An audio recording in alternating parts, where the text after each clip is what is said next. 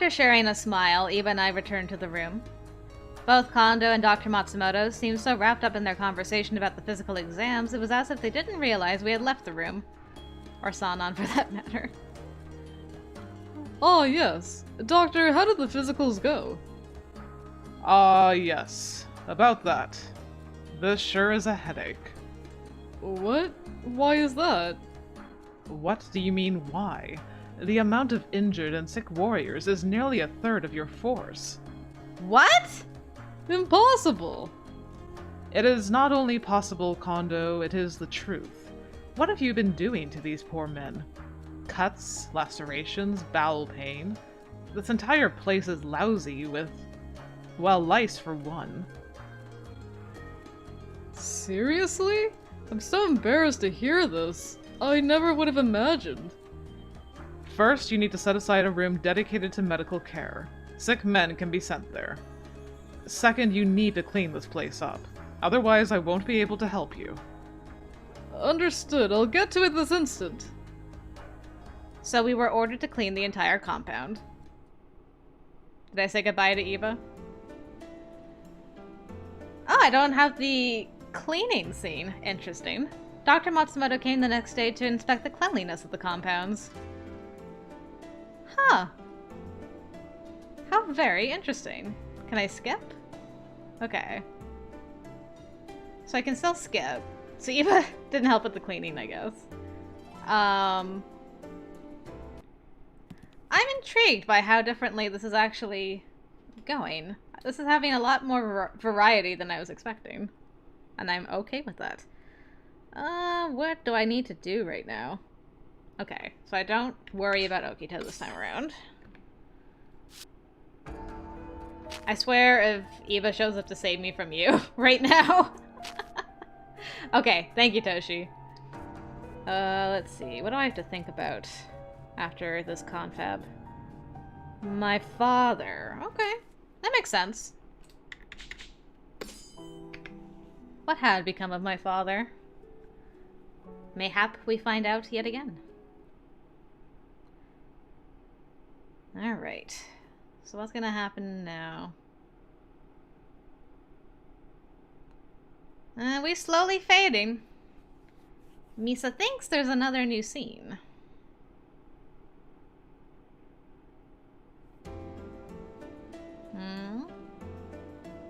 Yep. Alright. May 1866. A year had passed since we'd moved to the Nishihong Wanji Temple, and I'd become quite accustomed to my life here. Ever since the incident with Takeda questioning me aggressively, Iba would occasionally visit the compounds. I'm inclined to think he visits us because he's trying to watch out for me. But he's also had a long-lasting relationship with the captains of the Shinsengumi since their days back in Shie Hall. Iba's approachable and warm demeanor made it easy for the other warriors to warm up to him and hold him in high regards. However, Takeda, for obvious reasons, still doesn't seem fond of Iba. Well, we can't really blame him, can we? During one of his aforementioned visits... Oh, hello. Can I hope you're training me? Or are you just training with somebody else and I'm watching? That's probably more likely. Go ahead. Come at me from any angle. Alright, I'm watching. Boo. Then I will take you up on that offer. Yah! Nice one! Next! Iba had visited while the men were conducting a training session. And Iba, being the skilled master he was, took part in some of the training exercises. His swordsmanship was so superb, as good if not better than some of the captains, that I couldn't help but be impressed. Perhaps the warriors have trained adequately for the day. I think it best to end training here. What? Over already? I mean, Hachiro is here and I want to see him bust out his badass swordsmanship. The purpose of training is to improve one's swordsmanship, not for the sake of entertainment. Don't forget your duties. Fine, I guess. You guys start cleaning up! Nagakura began gesturing his orders to the warriors to wrap up their session. Wait a sec. Can I get in on this? I don't want to lose this opportunity. Okita had suddenly appeared from the building. He walked in, sword in hand, ready to fight. My poor sick boy. Okita had curled his lip, smirking in a haughty fashion as he offered a sword to Iba. Of course, if you think you can't handle it, I won't force you. Iba didn't even flinch or react to his offer. Please, it would be rude for me to reject your challenge, and as such, I am obliged to accept. It's a pleasure, Okita. Okita grinned in response. Oh man, who would have thought I'd get to see a matchup like this? I guess I've built up some good karma. Jeez, you look too excited. Souji versus Hachiro, huh? I wonder who'll win. As a member of the Shinsengumi, I'm obligated to root for Souji. Hey, everyone shut up and someone step up to referee this match or we'll never get started. I'll do it! Alright, guys. Ready? Go! Woo! As soon as Heisuke motioned the match to start, the whole area fell silent. Both men were enveloped in a fierce aura, and all of us watching stood idly by, unable to move. The vibe was tensely still. Neither man dropped their guard, making it difficult for either to strike. Just then, Okita lowered his sword ever so slightly. In the next moment, Iba thrusted forwards rapidly, and he swung towards Okita. But Okita read Iba's body movements, anticipating the strike and deflecting Iba's sword. Okita watched as Iba's stance had faltered, and Okita moved in to jab with his sword. Iba saw through the first strike, parrying Okita's blade with a horizontal block. However, Okita unleashed a flurry of swings. As his blade danced wildly towards Iba, Okita's swift attacks were hard to follow in real time. It was almost impossible to believe that such techniques were being performed by a human. I could barely keep up. Saito, who do you think is going to win this match? I turned to Saito, who was sitting beside me, and he responded at first with a small nod. I love that constantly throughout these routes, she always turns to Saito for, like, answers to her questions, and Saito's always willing to answer. Well, there is little need to remind you what Souji is capable of. However, Hachiro is the heir of the Renbukan, one of the foremost elite dojos in Edo, and he is tasked with protecting the shogunate. The two of them had engaged in a few matches when we were at Shie Hall, but back then, they were considered to be equally skilled. So, does that mean you don't know who's going to win? It looks as though it has already been decided. Huh? Just as I had asked that. Ooh.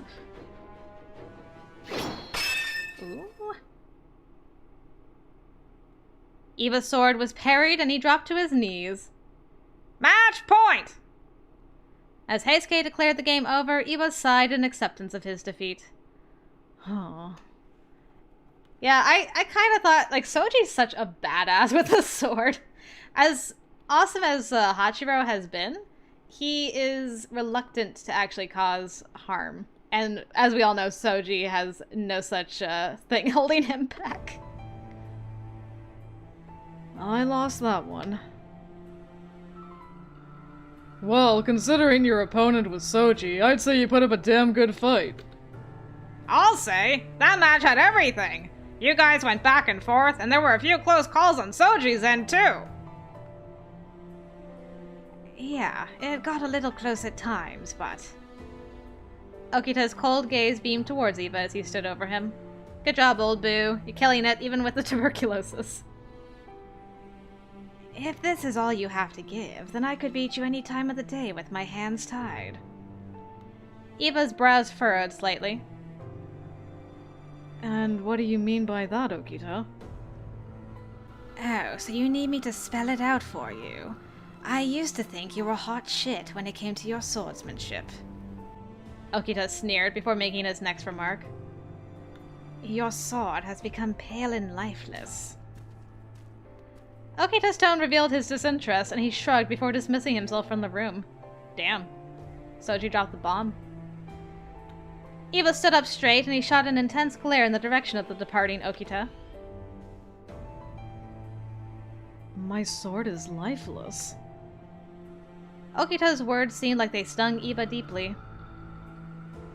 So, who's next? Sano, wanna go? Our weapons are too different for a one-on-one. Alright, then I'll...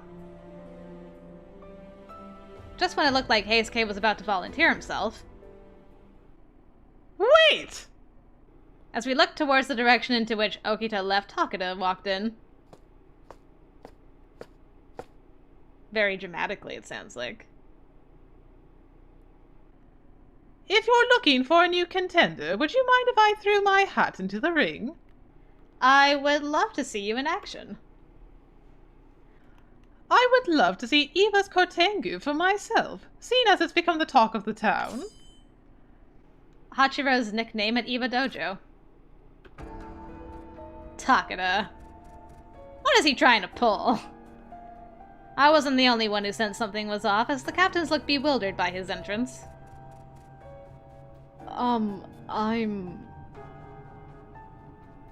Oh?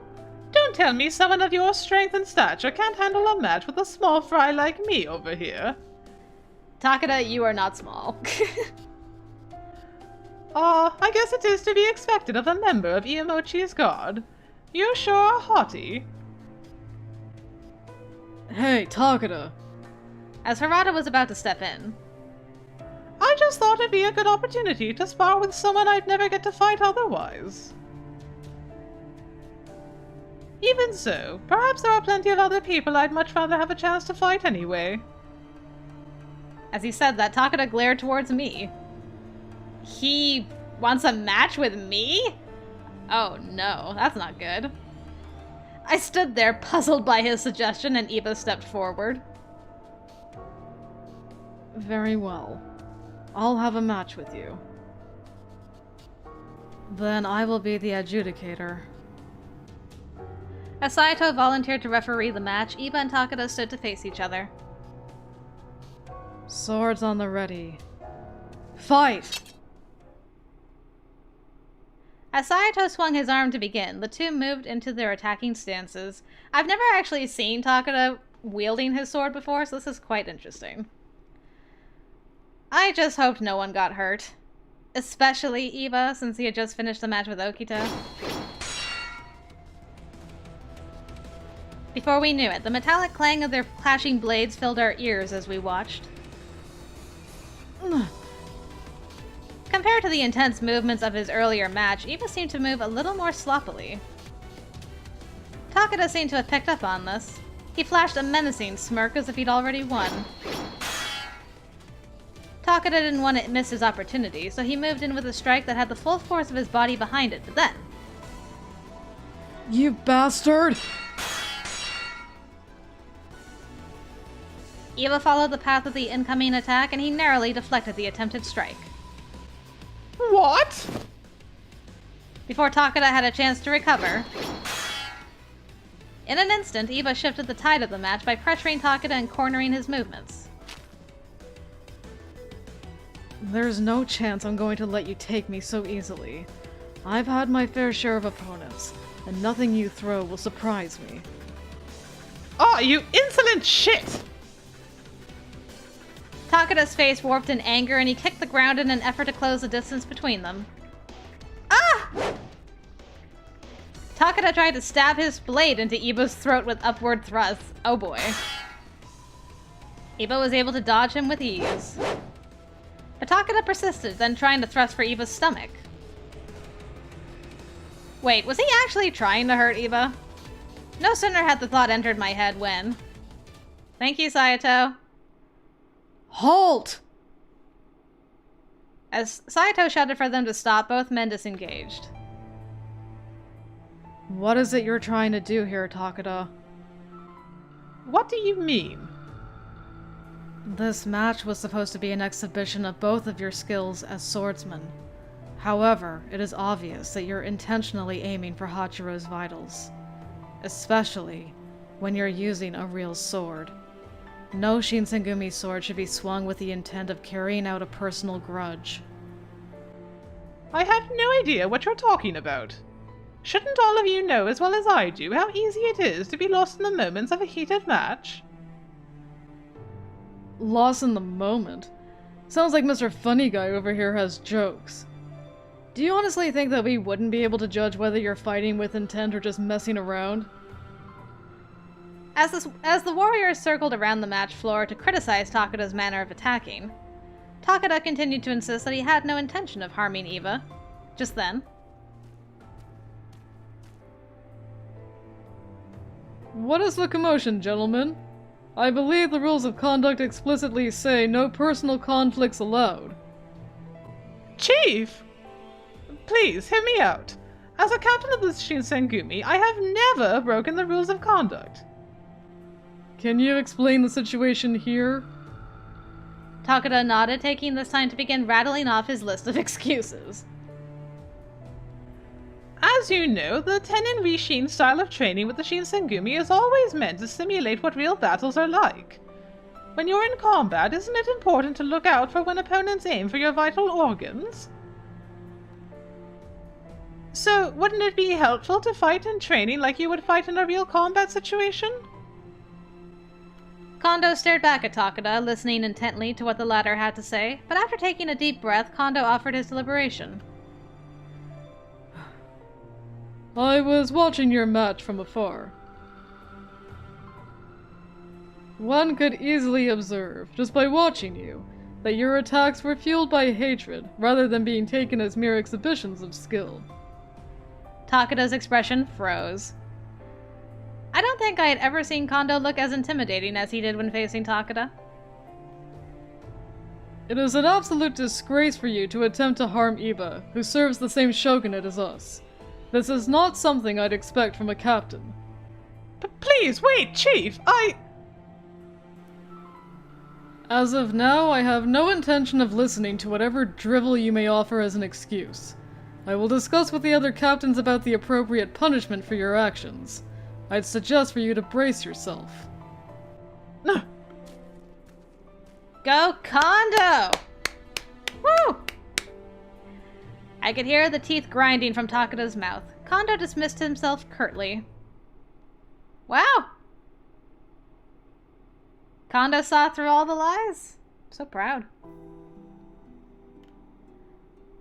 Well, as much as I'd like to say, I must be off now. Alright. Even though things panned out the way they did, I wanted to say thank you for your help with training the warriors. I bowed, and Iba just stared back at me with a glum expression in response. Iba? What's the matter? Are you upset about the match with Takeda? Iba shook his head silently. No. I couldn't care less about that. To tell you the truth, what's bothering me is what Okita said earlier. Okita? Oh, he must be referring to the lifeless remark? Your sword has become pale and lifeless. After a moment, Iba looked up, gazing into the late afternoon sky, and he squinted. Back then, in Edo, Okita and I sparred many, many times together. Ever since he was a young boy, he'd had a streak for competition, constantly pushing himself in ways to make himself stronger, but he never resorted to such snide comments as he did earlier. Really, you knew a purer Okita? Iba. Iba's eyes reflected the amber warmth of the sky, forcing a smile through his pained expression. Well, I guess he's right, though. Compared to Okita's sword, mine is weaker. All those years ago in Edo, our skills were much more equal, but I guess we all know when he surpassed me. I had a feeling I knew what Iba was getting at. Compared to his upbringing, where he fought tooth and nail to survive, I grew up in the safety of Edo. His blade will always have that edge over mine. I've never faced an opportunity where I had to actually fight for my life, but I'm sure a day will come when I must confront life or death. Until then, It is critical for me to improve my swordsmanship and my personal resolve, so that I may hold my head proudly, without shame.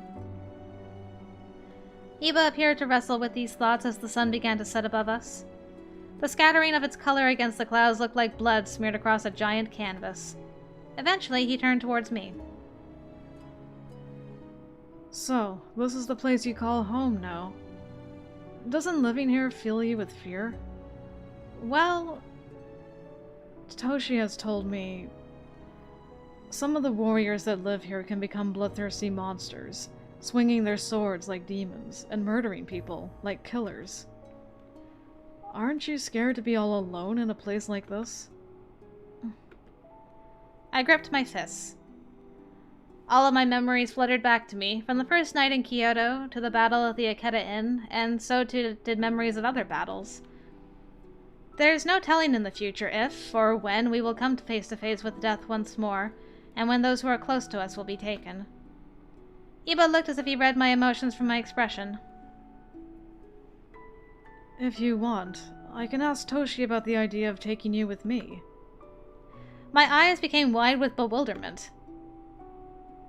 How should I respond?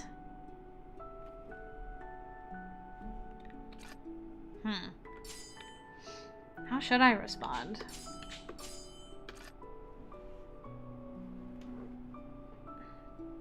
Do I semi-accept it as a way to get closer and saying, I do feel more comfortable with you than the guys? Or do I maintain loyalty to the Shinsengumi so that he's like, oh, well, she's loyal to them? I don't know.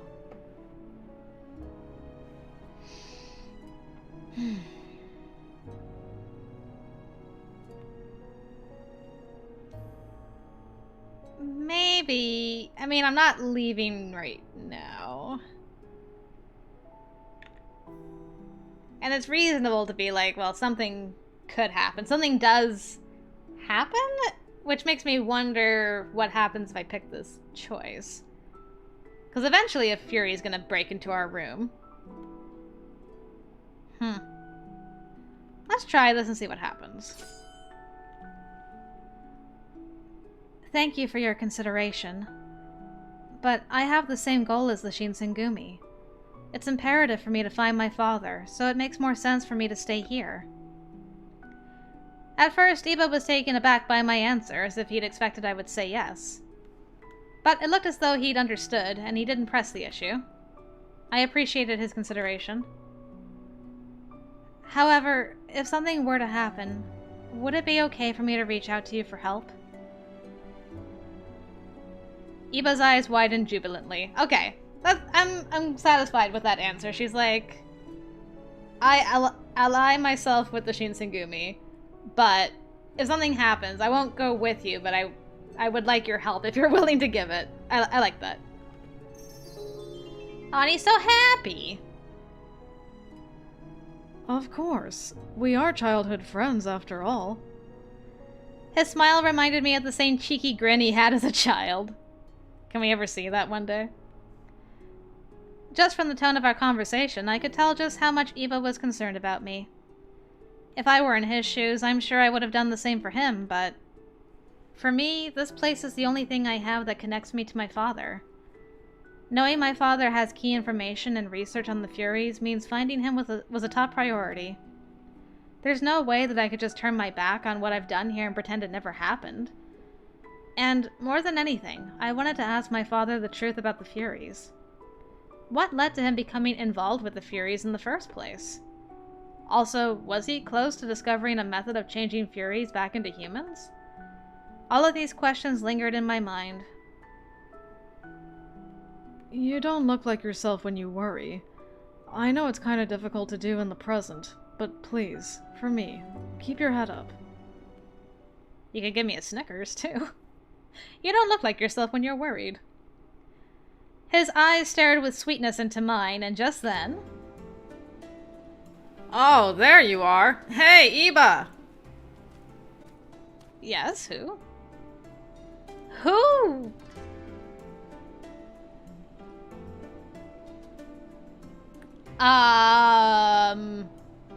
Excuse me, mister. Who are you? Who are you? Someone with whom I wasn't quite familiar was approaching us. Damn, how long do you plan on staying here for? Don't tell me you've forgotten your whole reason for coming to Kyoto. My apologies.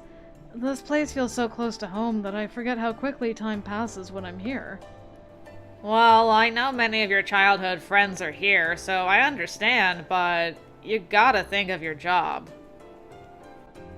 For a moment, the man shot a probing glance towards me as if he'd been suspicious of me. Are you a member of the Shinsengumi? Yes, I am. I see. I don't see any of the other warriors, though. Are they inside the temple? Yes, did you need to speak with someone? I could go call them. No, I don't. If you call them out, there's no telling what they'll do. There's no need for you to be scared. It's not as if they're going to bite you or anything like that. Well, I know that, but back when I was in Edo, I remember all the men who would start fights with me at the dojo. Judging by what he just said, maybe he too had met members of the Shinsengumi during the Shie Hall days? He sure seems intimidated by them, though. This is Kotaro Motoyama. He works under the Jiki-san Hatamoto with me, and he's in charge of records in the evaluation. He works with the books under the Jiki-san as a friend of Hachiro Iba. Okay, I'm like, is he your brother, or...? Okay. Kotaro Motoyama. Hello, I'm Yukimura. Nice to meet you. Oh, yeah, right back at ya. If he's a Jiki-san Hatamoto, then he should be pretty high up there in terms of prestige, but... For some reason, Motoyama seemed way more nervous than I was. Man, I never expected a person like you to be with the Shinsengumi. I wouldn't be so quick to underestimate just because this one looks like a child. Yukimura is the Demon Commander's page. Demon Commander... Wait, the brilliant warrior Toshizo Hijikata? Let's go home, Iba. I don't want to die yet. Hey! Motoyama yanked Iba and they ran out of the compounds. Okay. It looked as though the Shinsengumi's name had traveled far, even as far as in the Bakushin. However, because they had to get their hands dirty now and again, there was never a shortage of people, like Motoyama, who are afraid to see them for themselves. But